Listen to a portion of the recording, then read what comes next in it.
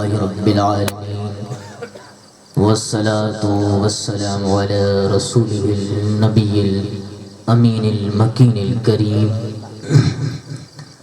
فأعوذ بالله من الشيطان الرجيم بسم الله الرحمن الرحيم ورفعنا لك ذكرك صدق الله مولانا العظيم وصدق رسوله النبي الأمين المكين الكريم ونحن على ذلك لمن الشاهدين والشاكرين والذاكرين والحمد لله رب العالمين آمین. معزز سامعین کرام السلام علیکم ورحمۃ اللہ وبرکاتہ.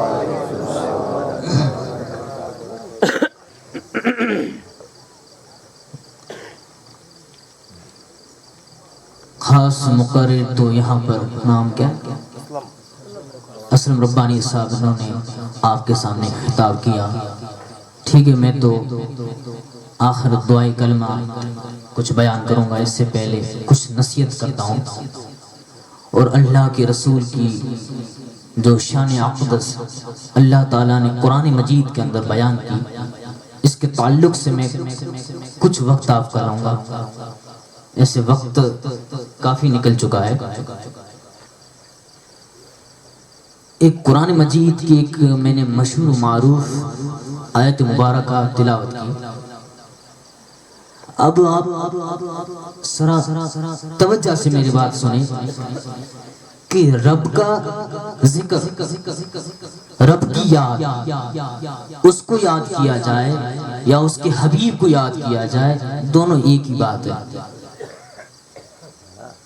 اس آیت میں اللہ تعالیٰ فرماتا ہے وَرَفْعَنَا لَكَ ذِكْرَكَ، ہم نے بلند کر دیا، اعلیٰ مقام پر پہنچا دیا، لَكَ ذِكْرَكَ آپ کے ذکر کو، آپ کی یاد کو، آپ کے ذکر کو، آپ کی یاد کو.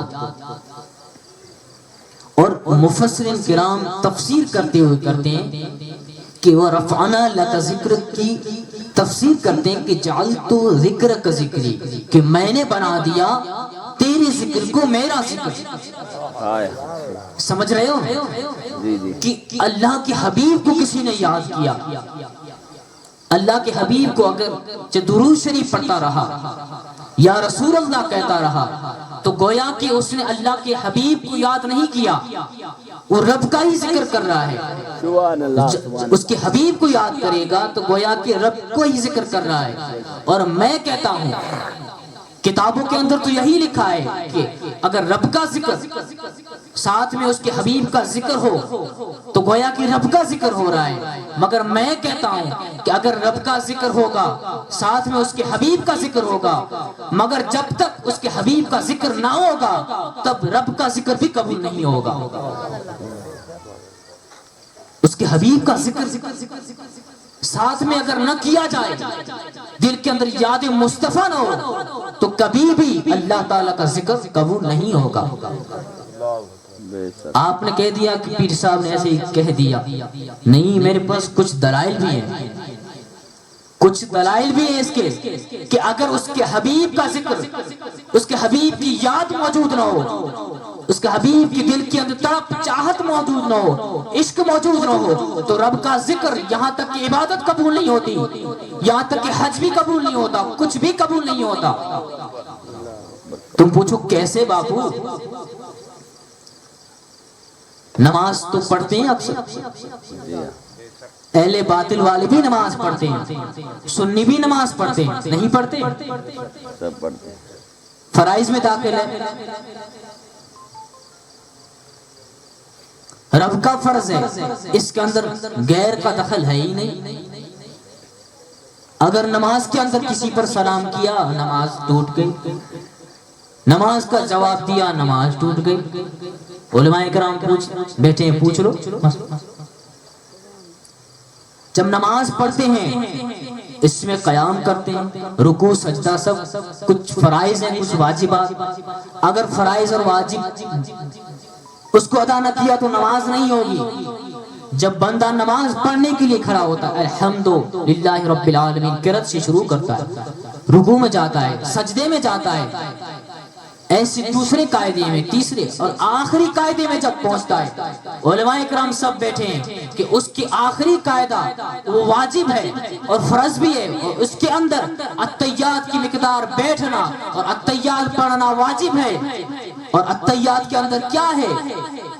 التحیات للہ والصلوات والطیبات، آگے کیا تھا؟ السلام علیک ایھا النبی، ذکر کس کا ہے؟ سلام تم پر اے نبی، اور مولا عبادت تو تیری ہو رہی ہے، کس کی ہو رہی ہے؟ اور سلام تیرے نبی پر، تو جواب ملے گا تمہیں کہ کوئی بھی ذکر ہو، میرا ذکر ہو، رفعنا لک ذکرک، میرے اپنے حبیب کا ذکر اتنا بلند کر دیا، کتنا بلند کر دیا مولا کہ اگرچہ میرا ذکر ہو ساتھ میں میرے نبی کا ذکر نہ ہو تو میں عبادت بھی قبول نہیں کرتا، ریاضت بھی قبول نہیں کرتا، کچھ بھی اعمال قبول نہیں کرتا۔ بے شک بے شک بے شک۔ فراز کا ہے، فرائض رب کا ہے۔ مولا اگر ماں ماننے والے اہل باطل فرقے والے جو ہیں، ہاں مولانا صاحب، باطل فرقے والے جو ہیں نہیں مانتے کہ ہم تو نبی پہ سلام نہیں بھیجتے، انہیں حاضر ناظر نہیں جانتے، وہ بھی نماز تو پڑھیں گے، انہیں مجبوری میں پڑھنا پڑے گا، اور سنی دل سے پڑھیں گے، یاد تو وہ بھی کریں گے مگر مجبور ہو کر کریں گے۔ اور ہم سنی جب اس کے اندر السلام علیک ایھا النبی آئے گا، دل کے اندر یہ رکت طاری ہو جائے گی کہ آج میری نماز مقبول ہو گئی کیونکہ میرے نبی کا نام آ گیا، میری نماز مقبول ہو گئی کیونکہ میرے نبی کا نام آ گیا۔ تو یاد وہ ہوتی ہے، رب کی یاد وہ ہے جس کے اندر عشق مصطفیٰ موجود ہو، اللہ کے حبیب کا عشق موجود ہو، ان کی یاد موجود ہو، تبھی عبادت قبول ہے، تبھی ریاضت قبول ہے۔ بے شک بے شک بے، سبحان اللہ سبحان اللہ۔ یاد رکھو میرے پاس وقت کی قلت ہے، اب مولانا صاحب نے اچھی خاصی تقریر کر لی، میں سویا ہوا تھا، جی ہاں میں سویا ہوا تھا، میں نے تو منع کر دیا، مجھے تو نیند آ رہی ہے، تو کہا چلو مولوی صاحب نے ٹھیک ہے چند الفاظ سنا دیتے ہیں۔ جی جی چلنے دو۔ بات چل رہی کہ رب کا ذکر ہو ساتھ میں اس کے نبی کا ذکر نہ ہو، اس کے نبی کی یاد نہ ہو، تب تک اعمال صالحہ اس کا مزہ نہیں اور اس کی مقبولیت نہیں ہوتی۔ اسی طرح سے اور بہت ساری دلائل ہیں۔ حج کے مقام پر جب حاجی حجاج کرام حج پڑھنے جاتے ہیں، حج پڑھنے اکثر گئے ہوں گے، انہیں پتا ہے کہ طواف میں جب کعبہ کرتے ہیں، طواف کعبہ کرتے ہیں تو آخری کچھ چکر ہوتے ہیں اس میں رمل کرنا پڑتا ہے، پتہ ہے حجاج کرام جو حج کے لیے گئے، رمل چیز کیا ہے؟ اسے سینہ تان کر اور لبیک اللہم لبیک، ایسے سینہ تان کر ایک تکبر اور گمنڈ والا ایسا سینہ بنانا پڑتا ہے، ظاہر ہے، مگر یہ سوچو ذرا یہ چیز کیا ہے؟ رب کا فرض ہے، طواف کرنا کعبے کا رب کا فرض ہے، نماز جیسے فرض، روزہ فرض، حج فرض، ایسے ہی طواف کعبہ بھی فرض، تب حج ادا ہوگا۔ مولا عبادت تیری، وہی اگر عبادت تیری نماز ہو تو نماز کے اندر میں جب کھڑا رہوں اگر ایسے تکبر سے سینہ تان کر کھڑا رہوں تو میری نماز نہیں ہوگی، اور وہی تیری عبادت ہے، مگر آخری چکر میں جب پہنچتا ہوں تو سینہ تان کر مجھے طواف کرنا پڑتا ہے۔ کیا مطلب ہے، کیا وجہ ہے؟ مجھے اس کا واقعہ بیان نہیں کرنا، مگر صرف آپ کو بتانا مقصود ہے کہ کون سی چیز رب کو پسند آ جاتی ہے، کون سی چیز پسند آ جاتی ہے۔ اللہ تعالیٰ سے اگر کوئی بندہ کہے مولا اس کی وجہ کیا ہے تو جواب آئے گا ایک وقت ایسا تھا جب میرا نبی حج کے لیے آیا تھا، ایک وقت ایسا تھا جب میرا نبی حج کے لیے آیا تھا، اور کفار مکہ کے اندر ایسی بات پھیلی کہ یہ حج کیا کریں گے، یہ تو کمزور ہو چکے ہیں، تب اللہ کے رسول نے کہا کہ سینہ تان کے تم طواف کرنا، سینہ تان کر طواف کرنا۔ مولا کہے گا مولا اس ٹائم تو اس وقت تو تیرے بندے تھے، تیرے صحابہ تھے، تیرے حبیب کی جو صحابہ تھے ان پہ الزام لگا تھا، سمجھ رہے ہو، ان پہ الزام لگا تھا، وہ کمزور تھے۔ اب ہر وقت ہر سال اور قیامت تک جتنے بندے سب پہ یہ فرض کیوں ہو گیا، ضروری کیوں ہو گیا، اور تیری عبادت ہے مولا، جواب ملے گا تمہیں کہ میرا حبیب جو پسند کر لے، میرا حبیب جسے پسند کر لے، جسے کہہ دے گویا کہ میری عبادت کیوں نہ ہو، میری ریاضت کیوں ہو، میری عبادت ہے، اس میں میں عاجزی ان کے ساری پسند کرتا ہوں۔ رب کیا پسند کرتا ہے؟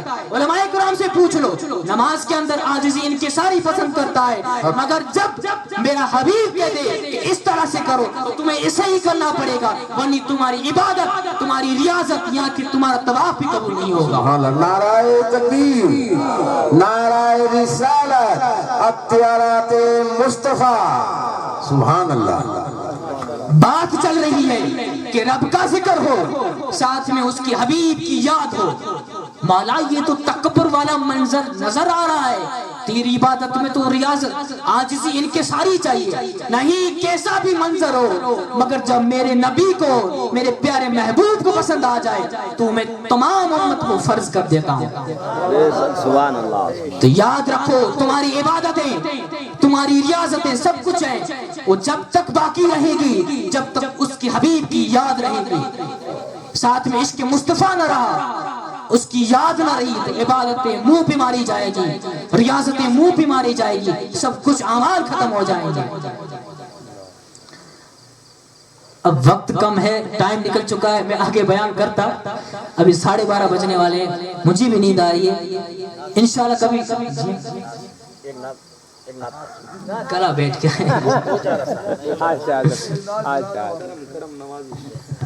نعت اچھی پڑھتا ہوں میں، گلا بیٹھا ہوا ہے، یہ تھوڑے بہت سنا دوں، مجھے نیند آ رہی تھی اٹھا تھا۔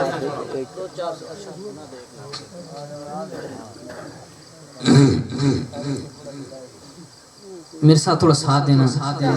انشاءاللہ۔